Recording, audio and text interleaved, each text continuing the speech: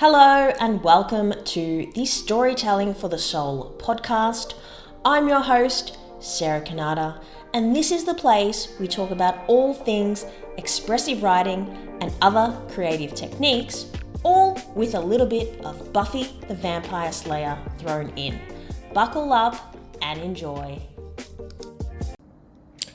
Hello there, I hope you are doing exceptionally well whenever you happen to be tuning in to this episode.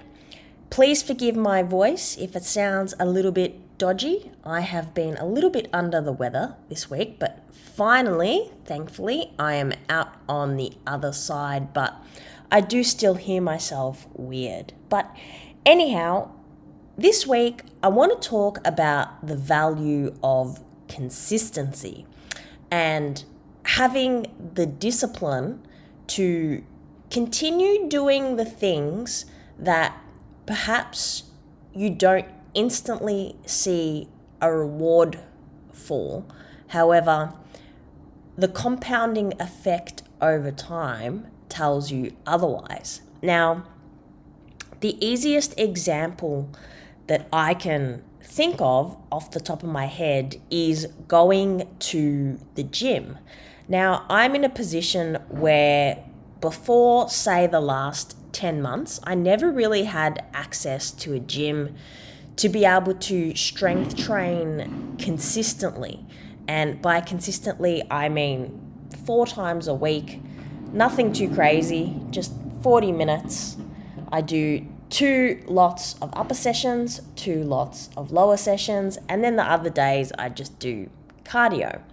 And the amount of value that adds to my life, not because I'm in the gym, but because of all the benefits of taking that time out for myself and also just feeling physically and mentally better. Now, the reason I bring up the gym is because after the first 1 or 2 weeks of going to the gym, you don't necessarily see any benefits. However,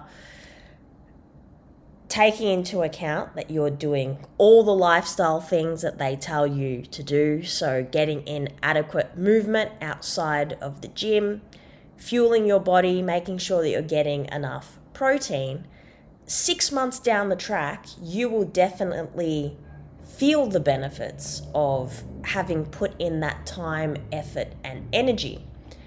The reason that I bring up the gym is because how we look is very tangible to most of us. So, particularly women, let's face it. Women have a thing around their size. Most of us have a thing around our weight. It just is what it is when you're growing up in the society that we're growing up in. Now, where the benefits and this example may not be so evident is with something like journaling, where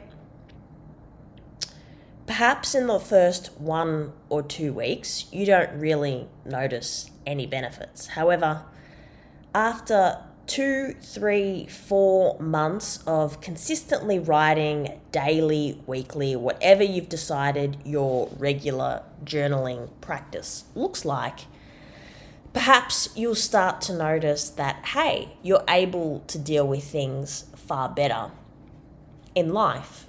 Perhaps the challenges that surface throughout the day. Maybe you have a better awareness and connection of yourself, what you're feeling, the things that trigger you, the things that you need to revisit, because the reality is anything that triggers us is a sign that, almost a gift from the universe, that we have unfinished business with whatever that is. Now, taking aside gym and journaling, which are 2 of my favorite examples, you can apply this notion that consistency is everything across almost every facet of your life. Even just think about your career or any skill that you're interested in building. You do it once, and the more and more that you do it consistently, over time, the better you get. Now, here's the thing. People struggle with consistency because they get bored, and there is such a thing as instant gratification, and you don't necessarily get that with a lot of the things that I'm talking about. However, I can promise you that your ability to be consistent with whatever you set your goals or desires on will directly correlate to what you're able to achieve. And reality is, the more consistent you are, the more benefits and results you will see. It's not exciting, it's not sexy. It's about rocking up every day. It's about keeping those tiny promises to yourself. And on that note, as a slight aside, I want to challenge you and ask you, how many tiny promises have you consistently kept? And I don't say this from a place of judgment. I say this because there are many things that I've promised myself, which in the grand scheme of my life are not massive things. However, as I said, consistently, and the small tiny things that we do every day, they mount up. And I have been guilty of breaking those small promises that I've made to myself. And as with anything, the first element is awareness. We can't change anything until we're aware of it. So I'm going to keep this episode nice and short, sharp, and sweet. It's not the sexiest message that I'm coming to you with this week. However, consistency is really everything. And I'd love to hear examples of what you've been able to be consistent in your life with and what's happened as a result of that. And then on the flip side, I'd love to hear what you are having issues with being consistent with. I hear over and over again that people want to journal, they want to establish a daily writing practice. They've heard and read all about the scientific facts and benefits to having a consistent practice, but they just can't get themselves to maintain the habit.